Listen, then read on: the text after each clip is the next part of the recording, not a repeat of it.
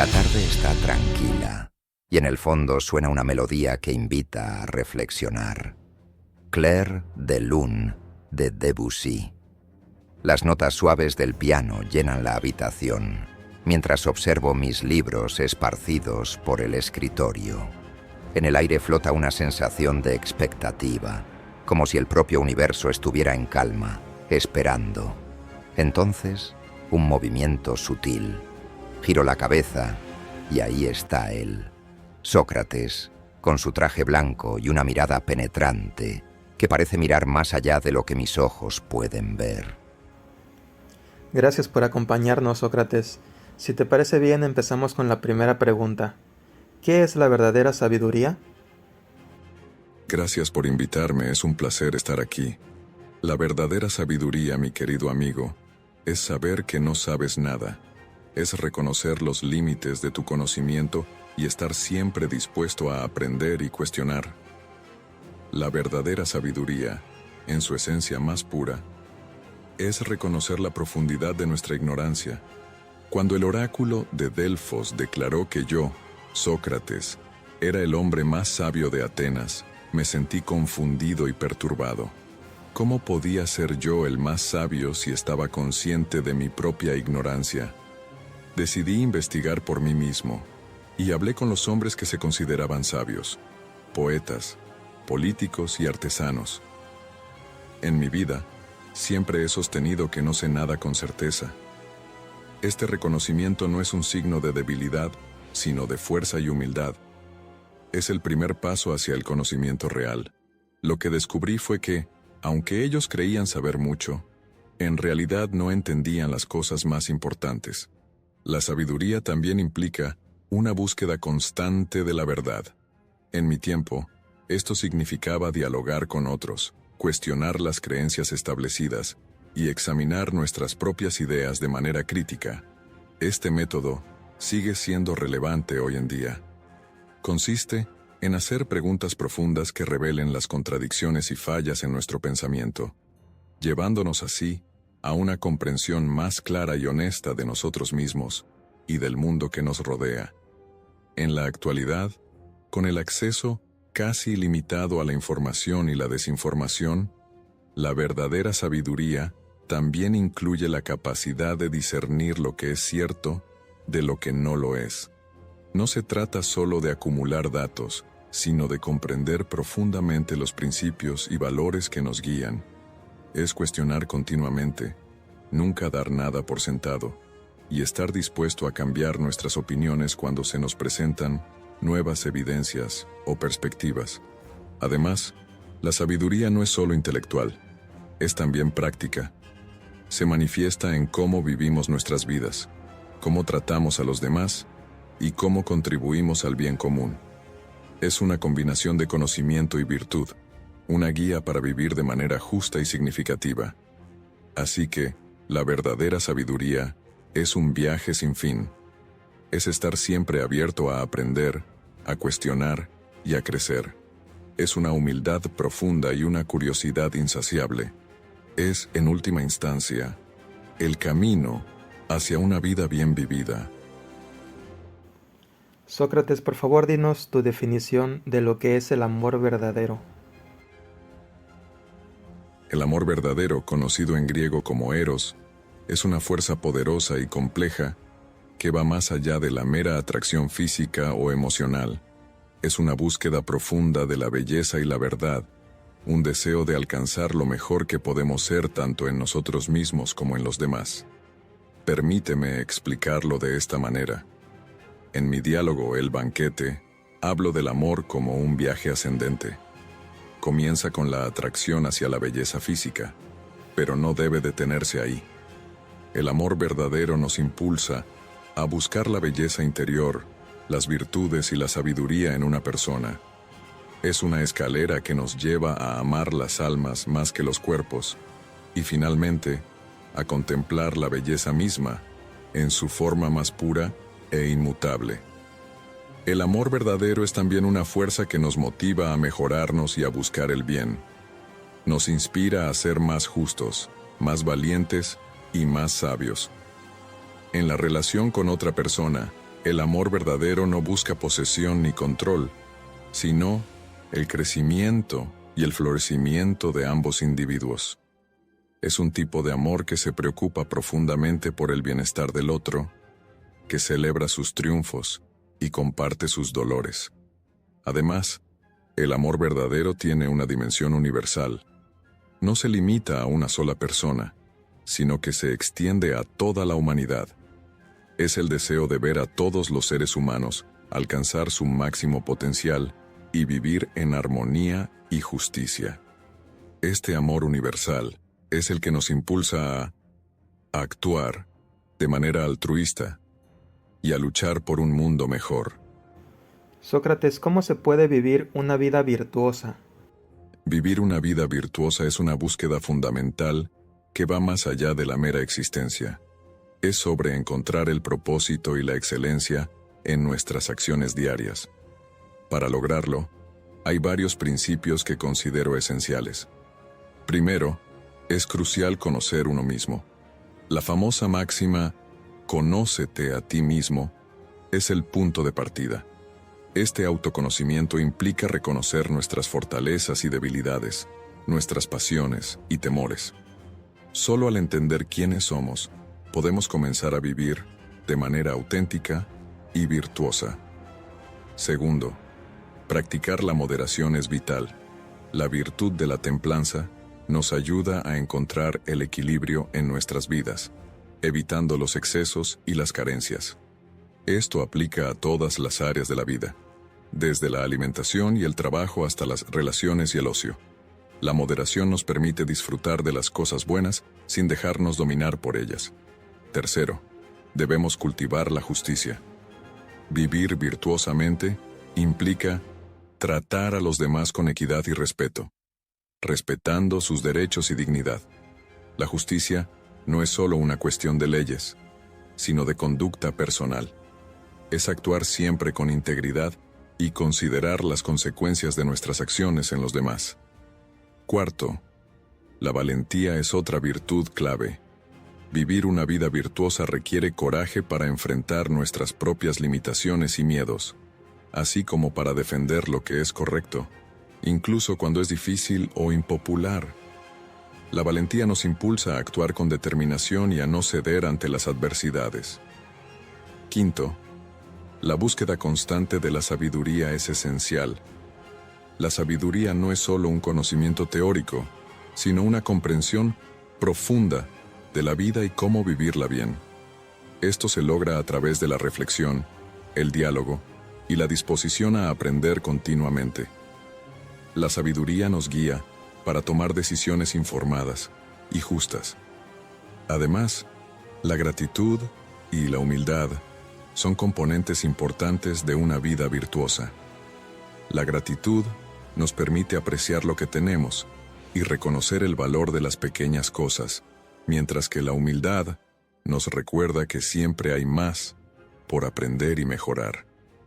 Finalmente, vivir una vida virtuosa implica un compromiso con el bien común.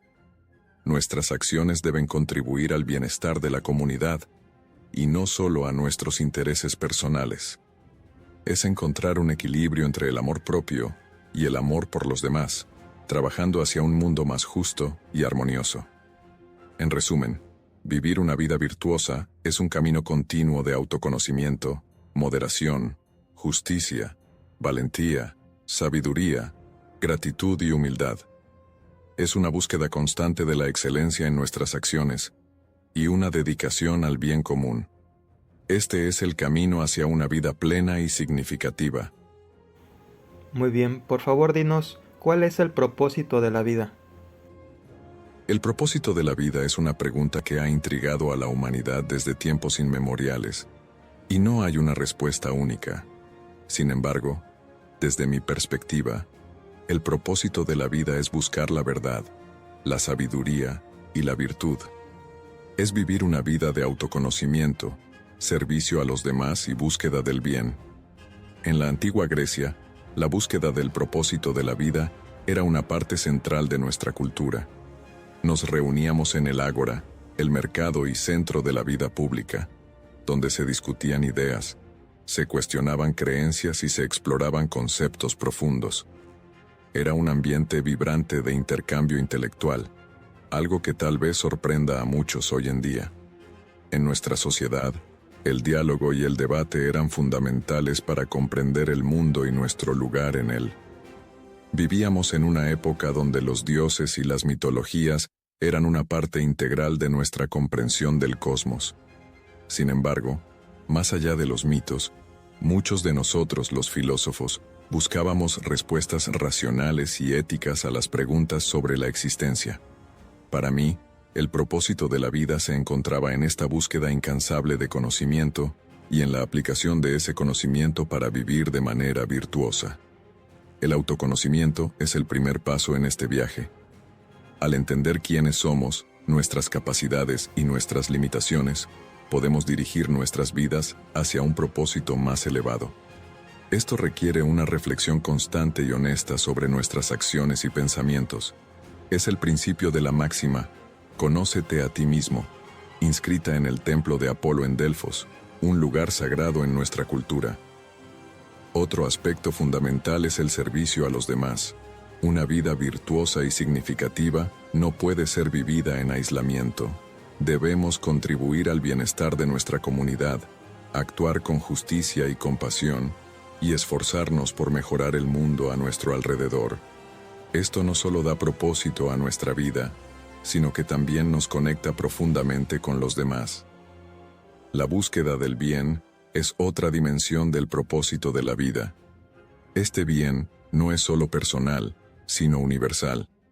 Debemos esforzarnos por entender lo que es justo, lo que es verdadero y lo que es hermoso, y vivir de acuerdo con esos principios. La filosofía, el amor por la sabiduría, es una herramienta poderosa en esta búsqueda. Nos ayuda a cuestionar, a reflexionar y a entender el mundo de manera más profunda. Sócrates, ¿cómo podemos conocer la verdad? Conocer la verdad es una de las aspiraciones más profundas y antiguas de la humanidad, y aunque el camino puede ser arduo, es también sumamente gratificante. En mi época en Atenas, la búsqueda de la verdad era un esfuerzo colectivo, realizado a través del diálogo, la reflexión y el cuestionamiento constante. Para comenzar, el primer paso hacia el conocimiento de la verdad es reconocer nuestra propia ignorancia. Como mencioné anteriormente, el oráculo de Delfos afirmó que yo era el hombre más sabio de Atenas porque sabía que no sabía nada. Esta conciencia de nuestra propia ignorancia es crucial, ya que nos abre a la posibilidad de aprender y descubrir. En la antigua Grecia, solíamos reunirnos en el ágora, el corazón de la vida pública y el centro del intercambio intelectual. Allí, discutíamos y debatíamos sobre diversos temas, desde la política y la ética hasta la naturaleza del universo. El método que empleaba, conocido como el método socrático, consistía en hacer preguntas profundas y provocativas para estimular el pensamiento crítico y revelar las contradicciones en nuestras creencias. Este enfoque sigue siendo relevante hoy en día, ya que fomenta el examen riguroso y la reflexión. El diálogo con otros es esencial en la búsqueda de la verdad. A través de conversaciones abiertas y sinceras, podemos confrontar nuestras ideas, refinar nuestros pensamientos y llegar a una comprensión más profunda. En mi época, estos diálogos no solo se llevaban a cabo en el ágora, sino también en los banquetes y en las casas de los ciudadanos. La filosofía era una parte integral de nuestra vida cotidiana, y todos estaban invitados a participar en la búsqueda de la verdad. Otra herramienta importante es la observación y el razonamiento. En la antigua Grecia, filósofos como Aristóteles realizaron observaciones meticulosas de la naturaleza para comprender sus leyes y principios.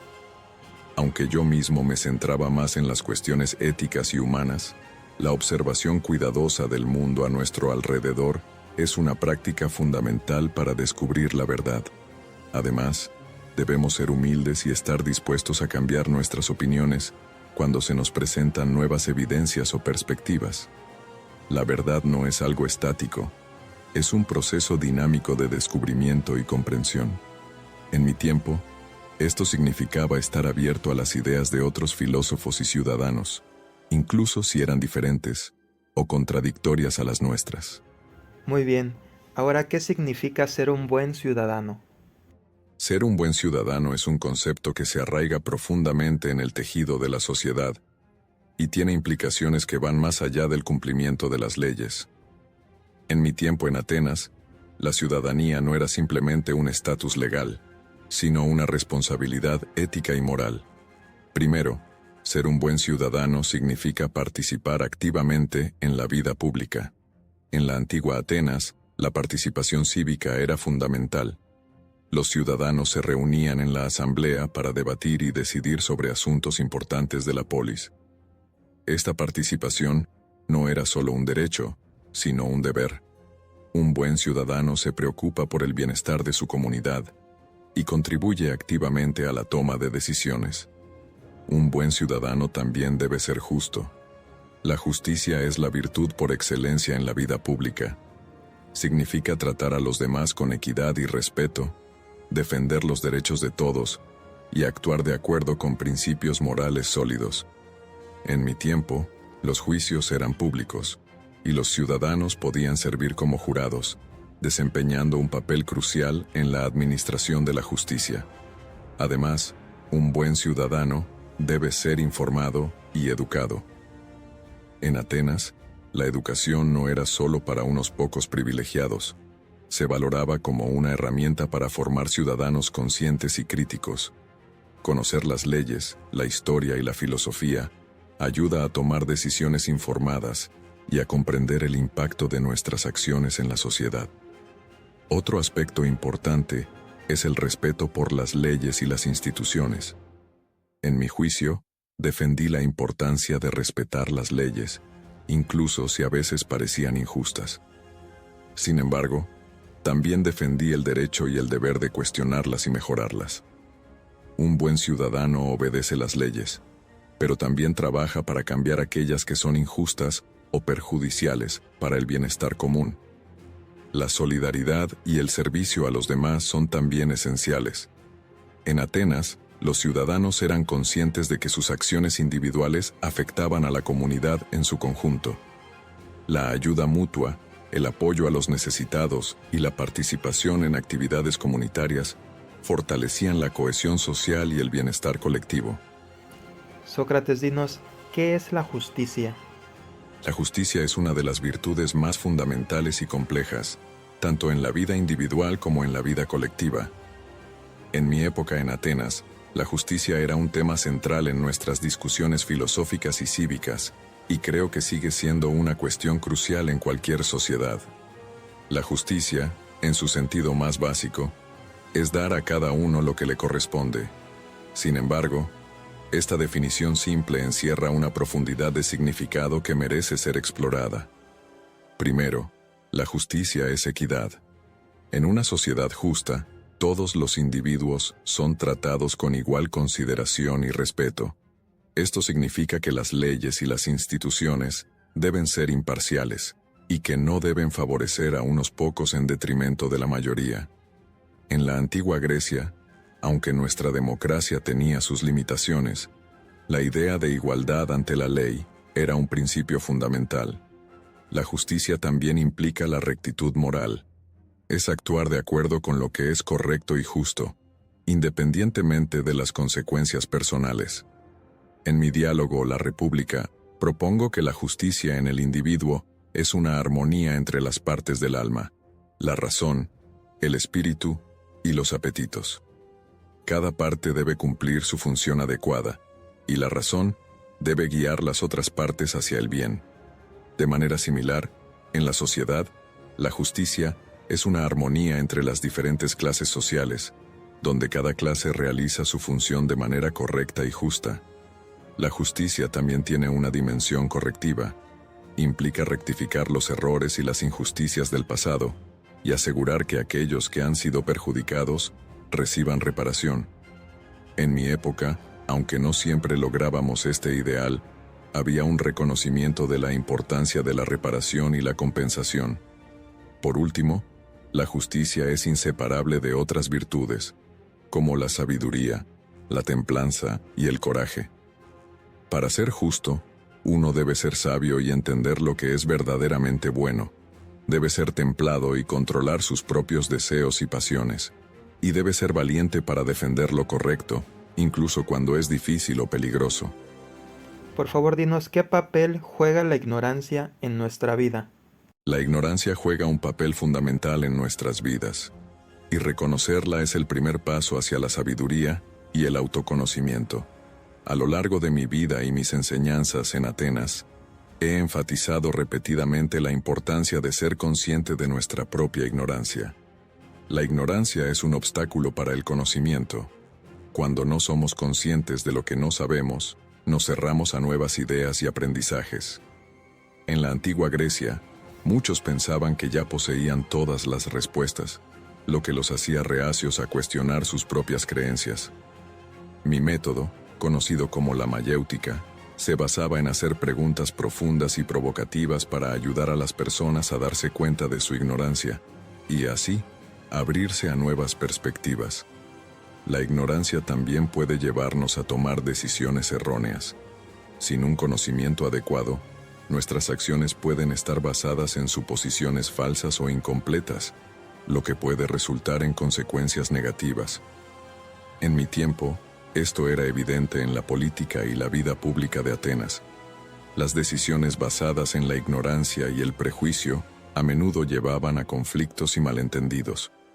Un dato interesante de mi época es que muchos ciudadanos confiaban ciegamente en los mitos y las tradiciones sin cuestionarlos.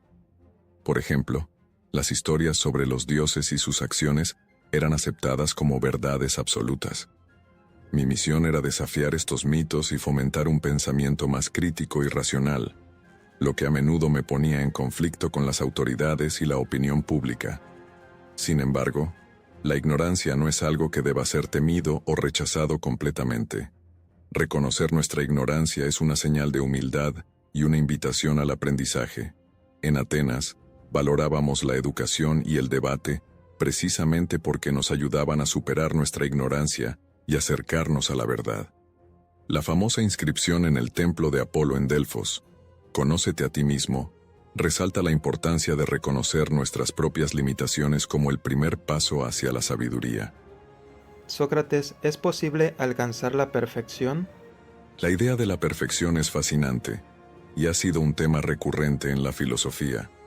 Sin embargo, desde mi perspectiva, la perfección, al menos en su sentido absoluto, es inalcanzable para los seres humanos. Esta afirmación puede sonar pesimista, pero en realidad es profundamente liberadora y motivadora.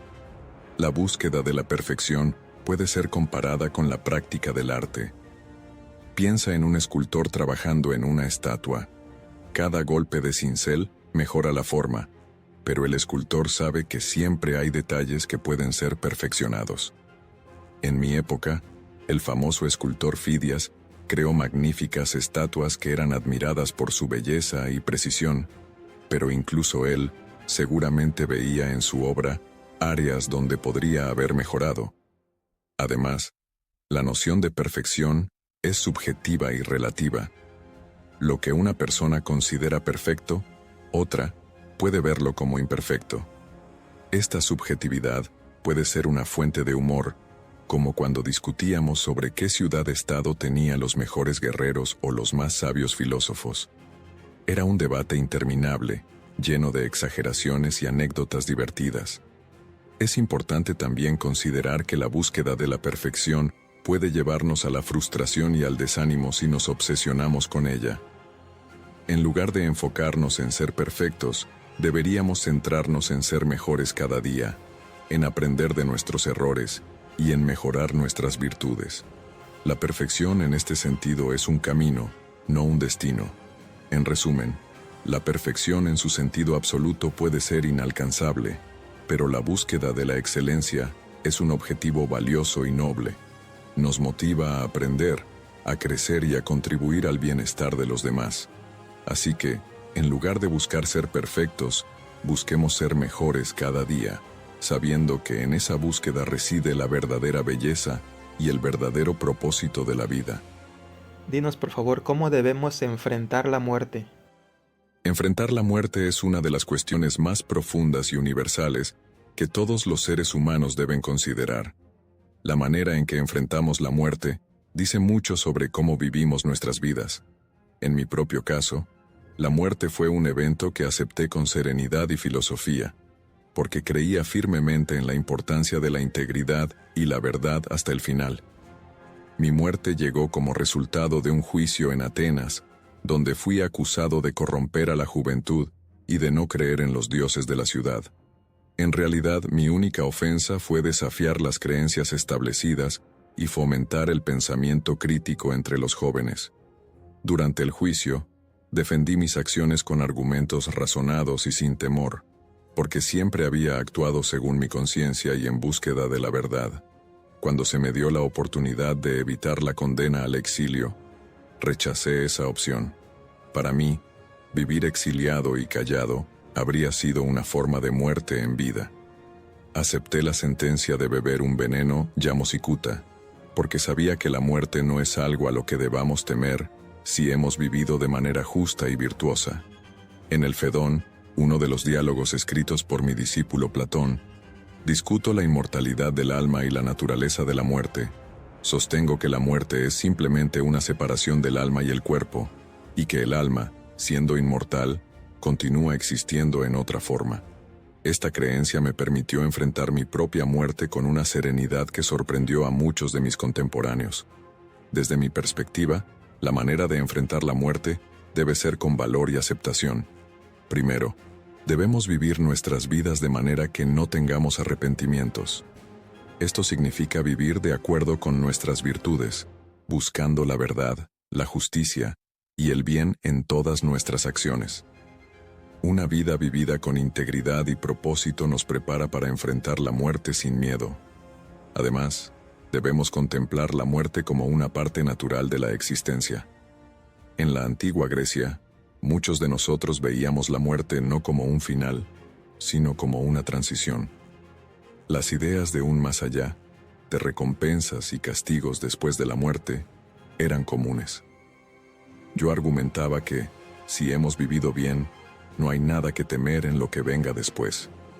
En resumen, enfrentar la muerte con valentía, aceptación, contemplación filosófica y humildad es esencial para vivir una vida plena y significativa. Mi propia muerte, aceptada con serenidad y en defensa de mis principios, es un ejemplo de cómo una vida bien vivida puede prepararnos para enfrentar nuestro final con paz y dignidad. Entiendo. Para terminar, ¿hay algo que quisieras que te hubiera preguntado y no te pregunté? Una excelente pregunta para cerrar nuestra conversación sería: ¿qué legado esperas dejar a futuras generaciones? Reflexionar sobre el legado nos invita a considerar el impacto duradero de nuestras acciones y enseñanzas. En mi caso, más que mis propias palabras o actos específicos, espero haber dejado un legado de cuestionamiento y búsqueda de la verdad. Quisiera que futuras generaciones recordaran la importancia de la filosofía no como un conjunto de respuestas definitivas, sino como un proceso continuo de diálogo y reflexión. Mi método, conocido como el método socrático, se basa en la idea de que a través del cuestionamiento crítico y el diálogo, podemos acercarnos a una mayor comprensión de nosotros mismos y del mundo que nos rodea. Espero que este método siga inspirando a las personas a desafiar sus propias suposiciones, a pensar de manera crítica y a buscar la verdad con humildad y apertura. También quisiera que se recordara mi insistencia en la ética y la virtud. En la antigua Atenas, y aún hoy, el cultivo de la virtud es esencial para una vida plena y justa. Espero que mi vida y mis enseñanzas sirvan como un recordatorio de que la verdadera sabiduría no reside en acumular conocimientos, sino en vivir de acuerdo con principios éticos sólidos. En resumen, mi legado ideal sería uno que inspire a la gente a vivir con integridad, a buscar la verdad sin descanso y a cultivar una vida de virtud y cuestionamiento continuo. Que esta búsqueda de sabiduría y justicia sea el faro que guíe a las generaciones venideras. Gracias, Sócrates. Este diálogo ha sido un privilegio. No agradezcas, mi amigo. El privilegio está en la búsqueda. Mientras se aleja, su figura parece desvanecerse como un eco, pero sus palabras permanecen. Que nunca se apague tu curiosidad. Una frase sencilla, pero con un peso infinito,